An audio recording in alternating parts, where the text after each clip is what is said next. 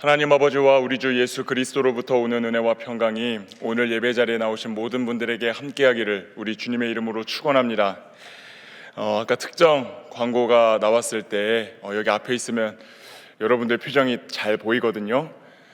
근데 입이 떡 벌어지시는 지체들을 제가 많이 봤어요. 다른 광고 때는 입이 안 벌어지시던데 오늘 예배 가운데도 그런 입이 벌어지는 그런 은혜와 기쁨이 가득하게 되기를 바랍니다. 오늘은 대림절 세 번째 주일입니다.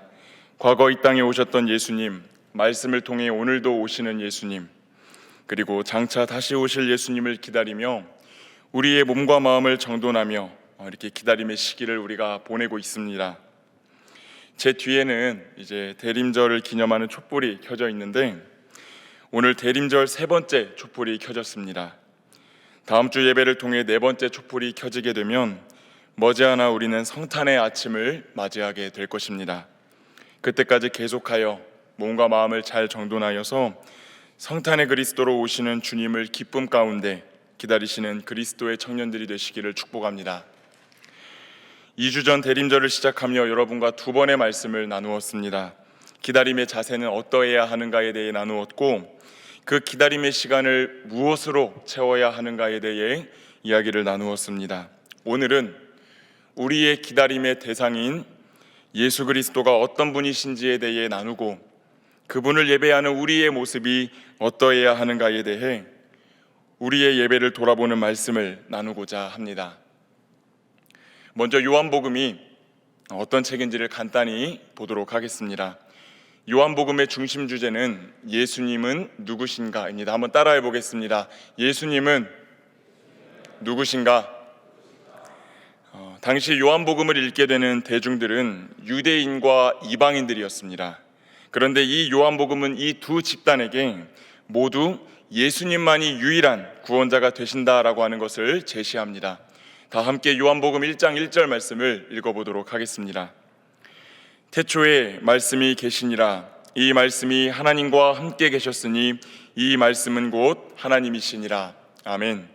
요한복음 1장 1절은 우리에게 매우 익숙한 구절로 시작합니다. 태초에 말씀이 있었다. 유대인들은 이 말씀을 보자마자 태초에 하나님이 천지를 창조하셨다라는 그 창세기 1장 1절의 말씀을 떠올렸을 것입니다. 하나님께서 세상을 창조하실 때 말씀으로 창조하셨는데 요한복음은 이 말씀이 곧 하나님이라고 언급합니다. 이후 말씀이 육신을 입고 이 땅에 오신 존재가 바로 예수님이시며 예수님은 하나님과 동일한 존재다라고 말하고 있습니다. 이 예수님은 기존의 유대교 또 유대교에서 지켜지는 율법 등을 대체하고 능가하시는 분이십니다.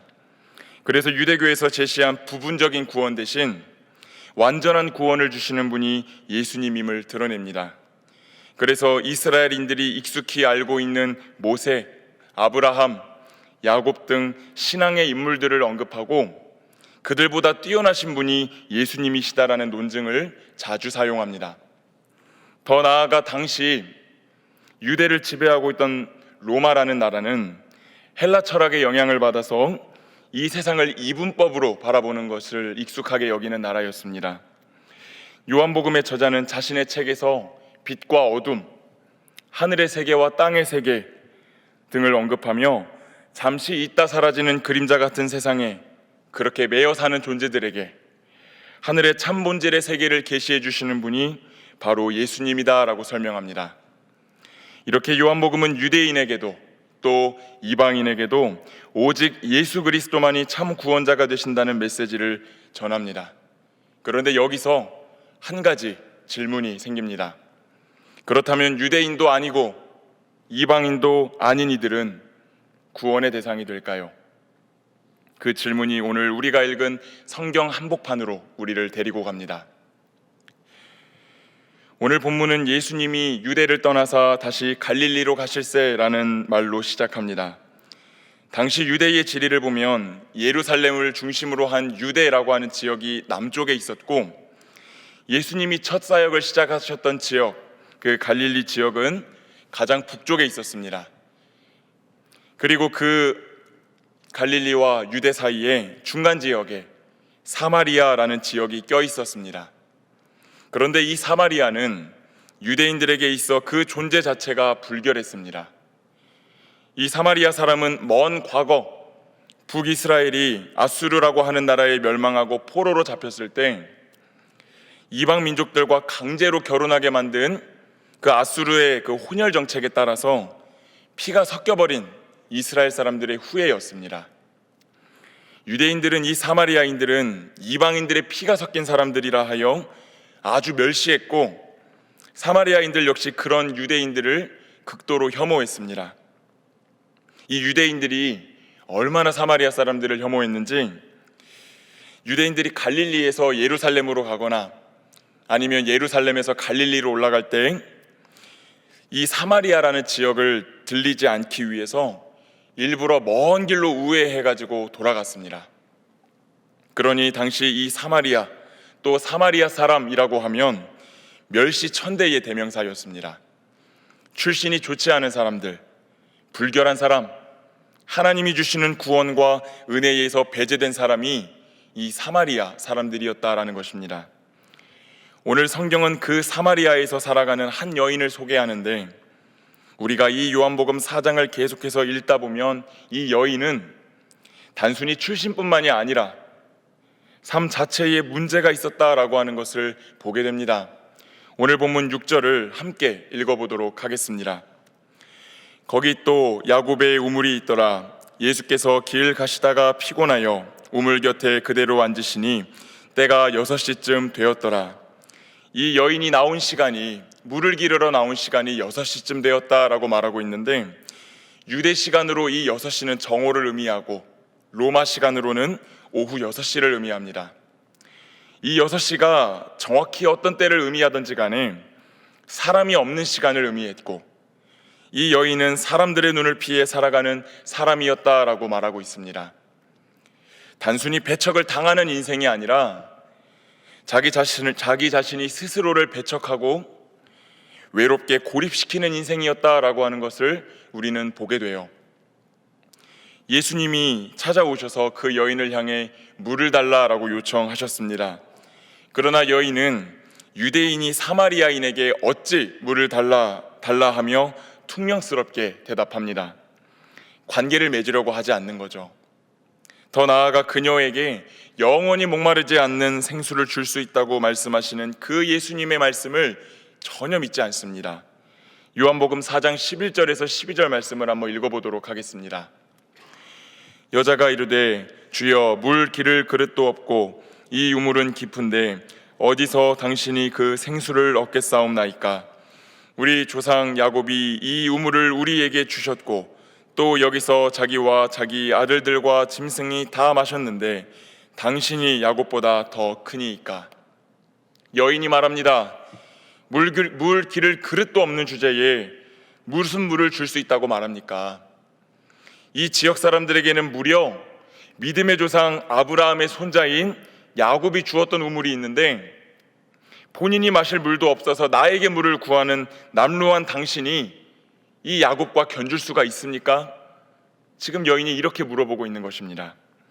여기서 우리는 이 여인의 삶을 지배하고 있는 것이 무엇인지를 보게 되는데, 무엇이 있습니까? 야곱의 우물, 물동이.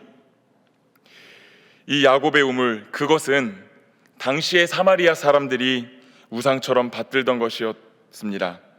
과거부터 떠받들어 왔던 것, 마치 그들에게 있어 신처럼 굳어진 것, 다른 사람들이 다 떠받들고 있으니 당신도 떠받들라 유혹하는 것, 그런 것이라고 이 야곱의 우물을 볼 수 있겠습니다.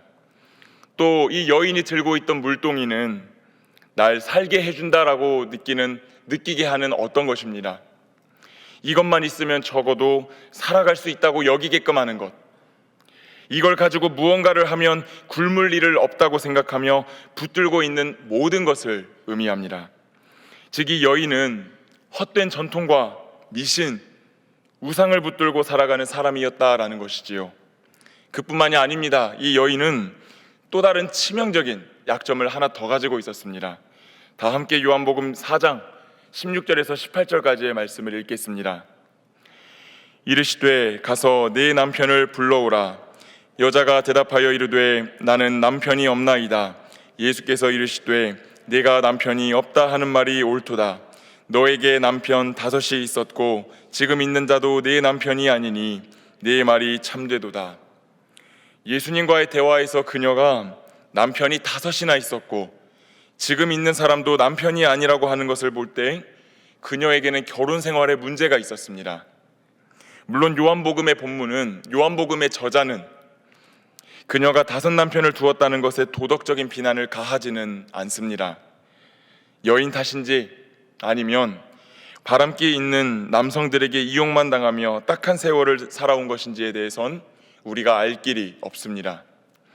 그 어떤 것도 정확하게 알 수는 없지만 한 가지 분명한 것은 그 여인이 자기 처지를 밝히는 것을 꺼릴 만한 상황이 그 여인에게 있었다라고 하는 것입니다. 그녀는 자신의 삶에 대해 어떤 것으로도 만족할 수 없었던 것 같아요. 그래서 이 사람을 만나면, 혹은 저 사람을 만나면 내 처지가 좋아지고 행복해지지 않을까, 그래서 거듭해서 결혼 생활을 이어나갑니다. 그러나 성경은 이 사마리아 여인이 현재 합법적인 결혼 관계에 있지 않다고 언급하고 다른 사람들의 시선을 피해 우물가로 온 것을 언급합니다. 그녀에게는 고질적으로 해결하지 못하고 있는 죄의 문제, 또 불만족의 문제가 있었다라는 것입니다. 이렇듯 사마리아 여인은 어떻게 정의할 수가 있겠습니까? 그 삶이 우상과 죄로 망가진 여인, 회복이 불가능해 보이는 여인이었다라고 하는 것을 보게 되지요. 그녀는 망가진 자신의 삶이 보여지는 게 너무 싫어서 아무도 없는 자신만의 동굴로 계속해서 숨어 들어가는 인생을 살았던 사람입니다. 저는 오늘 설교를 준비하면서 문득 그런 생각이 들었습니다. 나의 인생이 이 시대, 이 땅에서 살아가는 그리스도인들의 모습이 어쩌면 저 사마리아 여인의 모습과 크게 다르지 않겠다, 그런 생각을 해보게 되었습니다. 영원히 목마르지 않는 생수를 주시겠다고 말씀하시는 그 예수님을 향해 사마리아 여인이 했던 말이 들려옵니다. 물동이 가지고 있습니까? 당신이 야곱보다 큽니까? 우리 주님은 주님을 찾는 인생들의 갈급함을 해결해 주시겠다고 약속하셨지만 오늘 그 주님의 약속을 대하는 우리의 말과 우리의 행동이 참 많이 다른 것 같다는 생각을 하게 된다라는 거예요. 교회에서는 예수님의 이름을 부르며 그분을 믿는다고 말하고 기도도 하고 손뼉도 치고 찬양도 부르지만 내 삶의 자리로 돌아가면 언제 그랬냐는 듯이 예수님, 당신이 뭐라도 되십니까? 당신이 내가 겪고 있는 이 문제보다 더 큽니까? 그렇게 대들며 말하는 우리의 모습에서 그 여인의 모습이 보입니다. 내 삶을 평탄하게 해줄 것만 같고 채워줄 것만 같은 그런 돈과 명예와 권력과 같은 것들을 끊임없이 욕구하며 살아가는 우리의 모습에서 이 야곱의 우물을 운운했던 그 여인의 모습이 보인다는 것입니다. 내 삶에 무언가 문제가 있다고 여기면서도, 그걸 알고 있으면서도, 그걸 끊어내야 한다는 것을 알면서도 개선하지 못하고 살아가는 우리의 모습에서 남편을 5번이나 바꾸고서도 만족하지 못하며 살아가는 그 여인의 모습이 보인다라는 것입니다. 사랑하는 여러분, 한 주간 어떻게 살아오셨습니까? 여전히 이 그림자와 같은 세상을 바라보며 잠시 있다가 사라져버릴 것들에 아등바등 힘을 쓰고 목을 매며 그렇게 살아오지는 않으셨나요?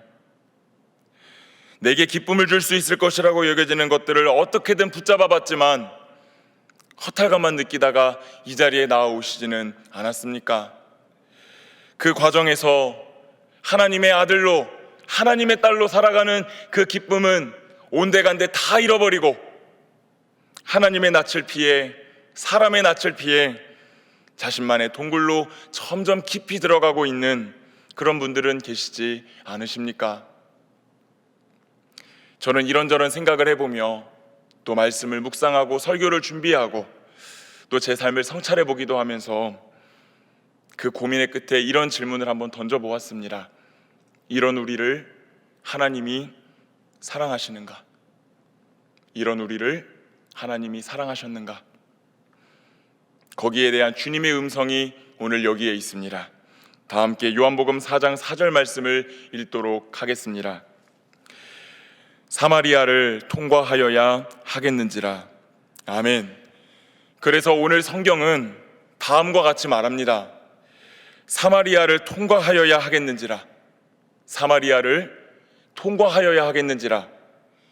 이 헬라어 원문을 직역하면 사마리아를 반드시 통과하셔야 했다라는 뜻이 됩니다.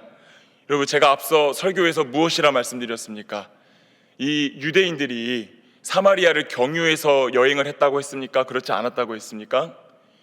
그렇지 않았다고 말씀드렸습니다. 이 유대인들은 사마리아인들을 멸시했고요, 그 땅에 발도 디디려고 하지 않았습니다.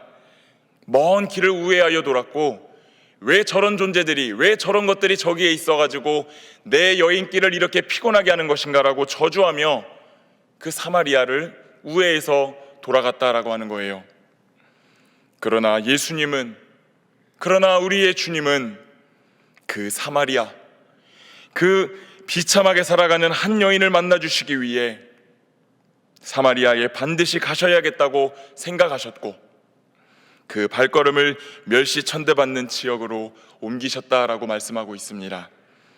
성경은 이런 하나님의 사랑을 다음과 같이 말합니다. 다 함께 요한일서 4장 19절의 말씀을 읽겠습니다. 우리가 사랑함은 그가 먼저 우리를 사랑하셨습니다. 믿으십니까, 여러분? 여러분 정말로 믿으세요? 이렇듯 성경은 우리를 포기치 않으시는 하나님의 사랑이 사마리아 여인과 같은 삶을 살아가는 우리를 찾아오신 그 예수 그리스도 안에서 발견되었다고 증언합니다.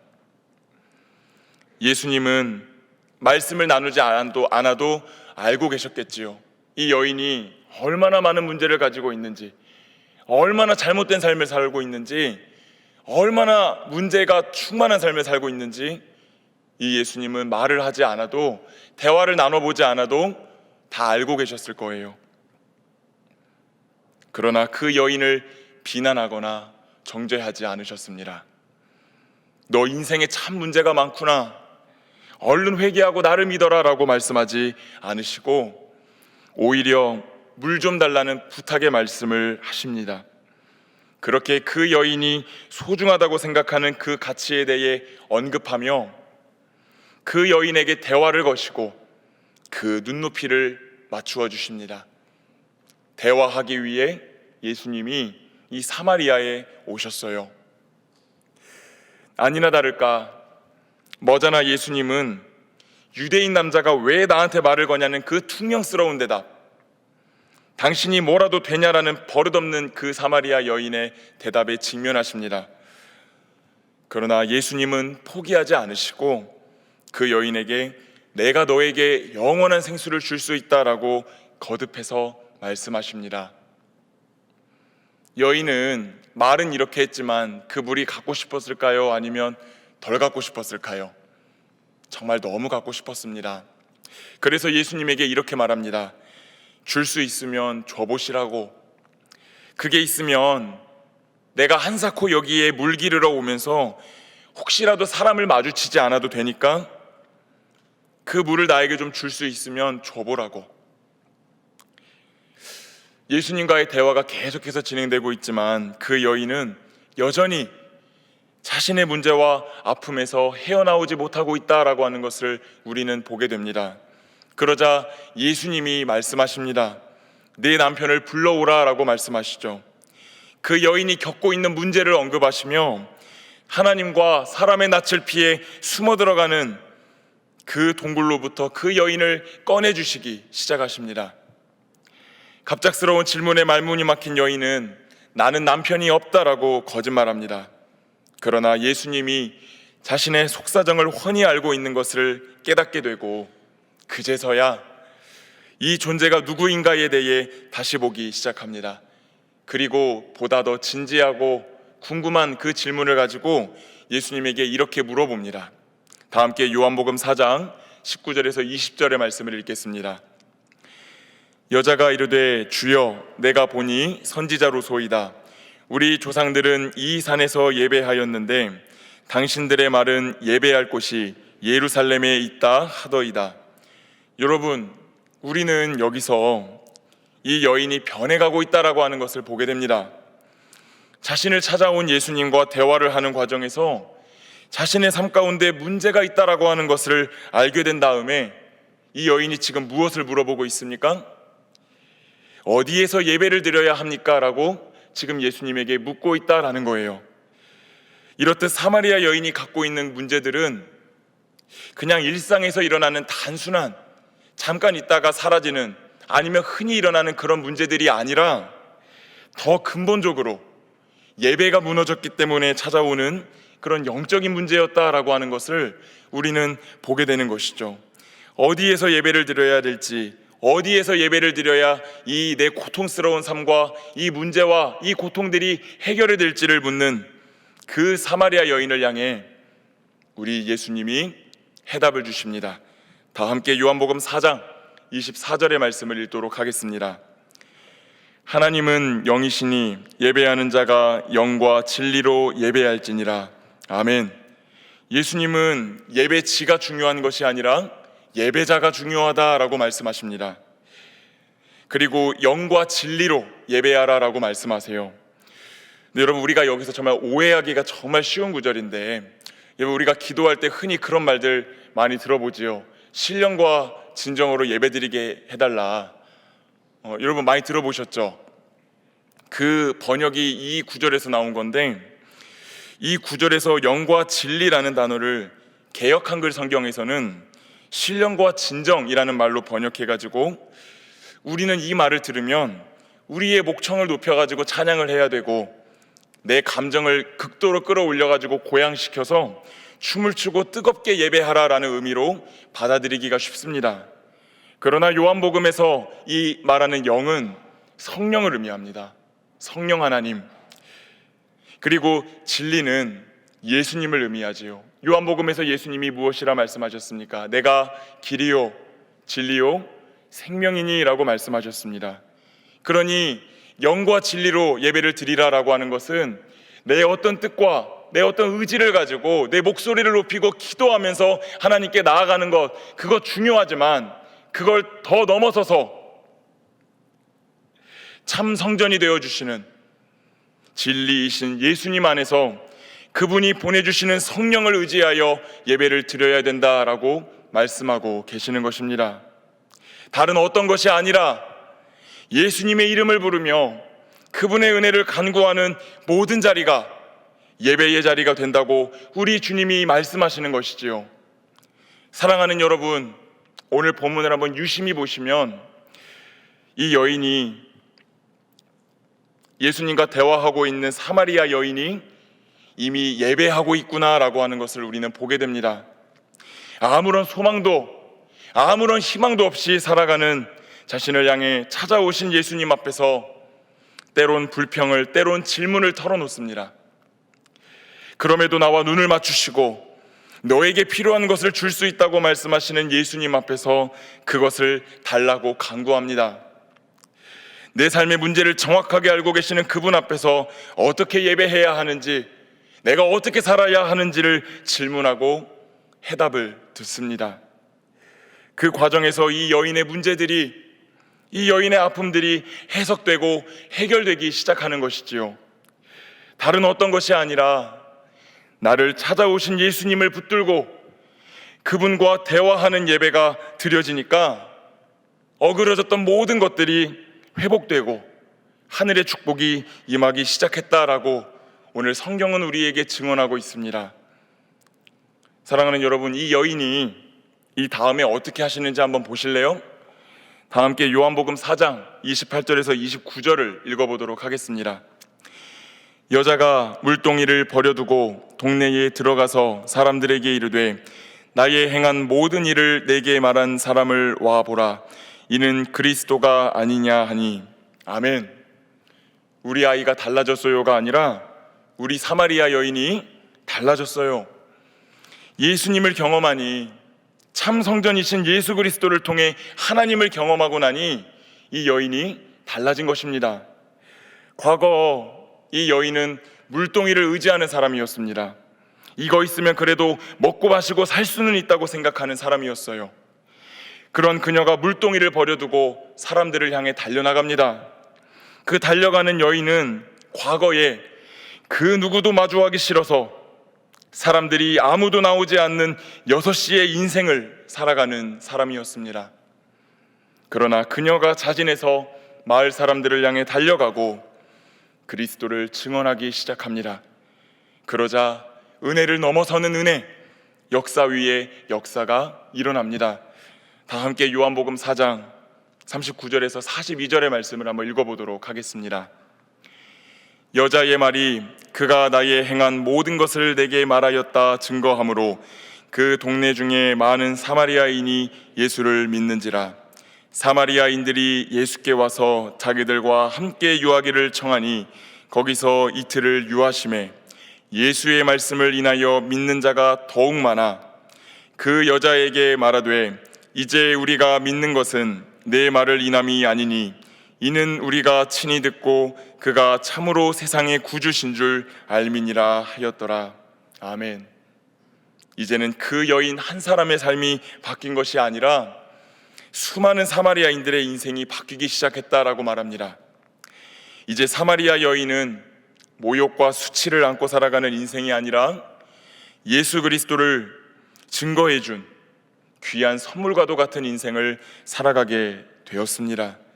사랑하는 여러분, 이것이 바로 예수 그리스도를 통해 하나님을 예배하는 자들에게 주시는 하나님의 놀라운 은혜인 줄로 믿습니다. 사랑하는 여러분, 오늘 우리의 예배가 어떠해야 될까요? 예배는 오늘 본문에서 살펴본 것처럼 나를 찾아오신 예수님을 붙잡고 다른 것을 의지하는 것이 아니라 그분의 이름을 부르고 마음을 다해 의지하여 그 은혜를 간구할 때 진정으로 드려지는 것입니다. 그것이 예배입니다. 그래서 예배라는 것은 교회 안에 있다라고 해서 드려지는 것도 아니고 교회 밖에 있다라고 해가지고 드릴 수 없는 것도 아닙니다. 오늘 예배하기 위해 모여있는 여러분 중에는 뜨겁고 은혜로운 그 찬양의 의지에서 예배의 자리에 나온 분들도 계시겠지요. 그것을 힘입어 예배를 드리고 계신 분들도 계실 것입니다. 그것이 잘못되었다라고 말씀드리지는 않습니다. 그러나 사랑하는 여러분, 저를 용서하고 들으십시오. 교회에 왔다고 해서 그 찬양에 의지하여서 내가 목청을 높여서 통성으로 기도한다고 하여서 내가 예배를 드렸다 생각한다면 그건 곤란합니다. 내가 입으로 찬양을 부르고 기도 시간이 되어서 기도를 하고 말씀이 그냥 선포되니까 그냥 듣고 내가 시간 되어서 섬김의 자리에 또 가가지고 섬김 좀 하다가 그렇게 돌아간다고 해서 그게 자동적으로 예배가 드려지는 것이 아닙니다. 예배는 오직 나를 찾아오신 그 주님을 붙잡고 그 주님의 이름을 부르짖을 때, 그리고 그 이름에 담겨있는 그 능력을 신뢰하며 기도하며 나아갈 때에 그게 우리가 드리게 되는 진정한 예수 그리스도를 통한 예배가 되는 줄로 믿습니다. 그러니 이 예배는 오늘 이 자리를 넘어서서 문제가 가득하다라고 여겨지는 내 삶의 자리에서도 얼마든지 드려지게 되는 것입니다. 예수 그리스도의 이름을 선포하는 그 자리에서 예배가 시작되는 것이지요. 사랑하는 여러분, 오늘 이 자리에 모인 분들 중에 내가 하나님을 향한 사랑이 옛날 같지 않아서 괴로우신 분들이 계신가요? 예수 그리스도를 선포하시기를 바랍니다. 예수님을 의지하시는 삶을 살아가시기를 바랍니다. 오늘 내가 하나님 앞에 끊어내야 되는 것들이 있지만 여전히 끊어내지 못해가지고 죄책감 가운데 살아오신 분들이 계십니까? 예수 그리스도를 그 삶 가운데 선포하십시오. 예수 그리스도의 능력을 신뢰하고 그분을 붙잡고 그 자리에서 하나님을 향한 예배를 드리시기를 바랍니다. 건강에 문제가 있으십니까? 예수 그리스도를 선포하십시오.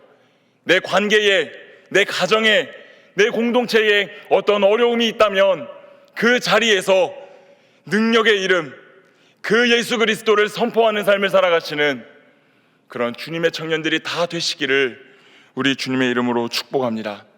여러분들이 그런 삶을 살아갈 때 여러분을 찾아오신 주님을 붙잡고 그 이름에 담긴 능력을 신뢰하고 그 이름을 선포하며 나아가는 그 모든 자리가 하나님의 은혜, 하늘의 은혜를 경험하게 되는 놀라운 축복의 자리가 될 줄로 믿습니다. 사랑하는 여러분, 이제 말씀을 마치겠습니다. 오늘 우리는 사마리아 여인과도 같은 삶을 살아가는 우리를 향해 찾아오신 그 예수님에 대한 이야기를 나누었습니다. 근데 우리가 살아가다 보면 그런 것 같아요. 이 사랑이 그냥 너무 당연한 것 같아요. 그래서 아무런 감격도 없고 아무런 기쁨도 없고 감동도 없고, 그래서 그저 그냥 예배당 문만 밟았다가 나가는 그런 예배를 드린 지가 오래인 것 같다라는 생각을 문득 하게 되었습니다. 근데 여러분 그거 아세요? 오늘 그런 삶을 살아가는 여러분들을 찾아오신 예수님께서 느끼셨던 감정도 여러분과 다르지 않아요. 오늘 우리가 함께 읽었던 그 6절 말씀을 보면은 예수님이 반드시 이 사마리아를 통과하셔야겠다라고 말씀하시면서 느끼셨던 그 감정은 피곤함이셨습니다. 예수님이 사마리아에 도착하셨을 때 사람들이 아무도 없는 그때에 예수님이 피곤하셔서 몸을 기대어 쉬고 계셨다라고 말씀하셨습니다. 사랑하는 여러분, 우리의 예배가 당연합니까? 오늘 우리가 주님 앞에 모여서 하나님의 이름을 부르고 내가 하나님의 아들이 되고 하나님의 딸로 살아가고 하나님의 능력을 구하며 그분의 자비를 구하며 나아가는 이 예배가 당연합니까? 당연하지 않습니다. 우리 주님이 피곤하셨다고 하셨죠? 우리가 오늘 하나님 앞에서 예배드릴 수 있는 이유는 무엇이냐면 너무 피곤함에도 불구하고 너무 지쳤음에도 불구하고 우리를 너무 사랑하셔가지고 그 사마리아까지 찾아오심으로 자신의 안식을 포기하시고 우리에게 영원한 안식을 주신 예수 그리스도로 말미암아 가능하게 된 것이 오늘 저와 여러분이 드리고 있는 이 예배인 줄로 믿습니다. 사랑하는 여러분, 그래서 권면을 드립니다. 예배의 기쁨을 회복하시는 분들이 되시기를 바랍니다. 예배의 감격을 다시 회복하시는 여러분들이 되시기를 바라요. 어려울 때, 괴로울 때, 힘이 들 때 때로는 정말 이 예배하기가 어려울 수도 있지만 그럼에도 불구하고 내가 오늘 하나님께 예배할 수 있는 게 감사하고 내가 오늘 예수님을 통하여 주님께 나아갈 수 있는 게 너무 은혜이고 그분의 도우심을 늘 받으며 늘 구하며 살아갈 수 있다고 하는 그 은혜의 감격이 오늘 여러분들에게 회복이 되시기를 바랍니다. 사랑하는 여러분, 오늘 예수님은 여러분의 이 예배가 회복되기를 원하고 계세요. 그리고 한 가지를 더 원하시고 계시는데, 여러분 오늘 정말 그 사람들이 세워놓은 인종이라는 장벽, 계층이라는 장벽, 문화라는 장벽을 넘어서 이 땅 가운데 오시고 그 중에서도 사마리아로 찾아오셨던 예수님은 오늘 그 예수님을 믿으며 살아가는 저와 여러분도 그 장벽을 한번 뛰어넘어서 아직도 예수님을 모르는 사람들을 향하여 예수님을 증거하고 예수 그리스도를 가르쳐주는 삶을 살아가기를 원하시는 그런 주님이십니다. 우리 주님이 사마리아에 먼저 찾아오셨던 것처럼요. 그러니 사랑하는 여러분, 질문으로 오늘 설교를 좀 마치고 싶습니다. 오늘 여러분이 찾아가야 할 사마리아는 어디입니까? 오늘 여러분이 만나 주어야 할 그 사마리아 여인은 누구인가요? 바라기는 때로는 힘들고 때로는 벅차더라도 오늘 나를 먼저 찾아오심으로 나의 삶 가운데 영원한 구원과 생명을 허락하여 주신 그 주님의 은혜를 늘 감사하고 이제는 여러분의 시간과 또 마음을 내어서 그 예수님을 닮아 여러분을 필요로 하고 있는 그 사마리아, 여러분을 간절히 찾고 있는 그 사마리아 여인을 향해 한 걸음 다가갈 수 있는 그런 복된 그리스도의 청년들이 모두 되시기를 우리 주님의 이름으로 축원합니다. 함께 기도하겠습니다. 사랑과 은혜가 많으신 아버지 하나님, 감사를 드립니다. 오늘 우리는 그저 왔다가 그저 가는 예배인 줄 알았는데 오늘 우리의 예배가 전혀 당연하지 않고 우리를 위하여 당신의 안식을 포기하시고 찾아오신 그분으로 말미암아 드려질 수 있는 것이 예배라는 것을 배웠습니다. 주님, 우리가 이 예배의 기쁨과 감격을 회복하게 하여 주시기를 원합니다. 한 번 더 영과 진리로 참 성전이 되어주신 예수 그리스도를 의지하여 하나님 앞에 나아가기를 원합니다. 교회 안에서 예배를 드릴 때, 교회 밖에서 때로는 어려운 삶을 살아갈 때에도 예수 그리스도의 이름을 선포하며 그 이름에 담긴 능력을 신뢰하며 그렇게 예수님을 통해 하나님을 붙잡는 거룩한 예배를 나날이 드리며 살아가는 복된 그리스도의 청년들이 될 수 있도록 인도하여 주시옵소서. 감사드리며 사랑이 많으신 예수 그리스도의 이름으로 기도드립니다. 아멘.